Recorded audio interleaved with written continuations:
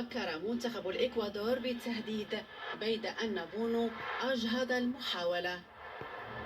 كايسيدو حاول من جانبها. الأسود حاولوا وتسديدة أوناحي تختزل كل شيء.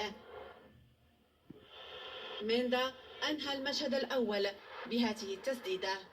مع استهلال المشهد الثاني، إبوا أدرك السبق لمنتخب التريكولور بعد هفوة من رياض شادي أشعلت شرارة الهجمة.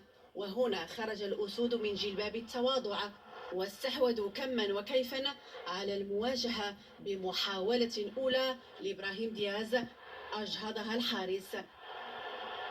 بعدها تحصل الأسود على ركلة جزاء بعد إسقاط العيناوي الذي تكلف بها. تصدى لها الحارس في البداية ليعلن محمد ربيع حرمات عن نفسه، بيد أن الحكم أجهض كل شيء. ضغط الأسود تواصل، وهنا الزلزولي حاول والحارس بالمرصاد.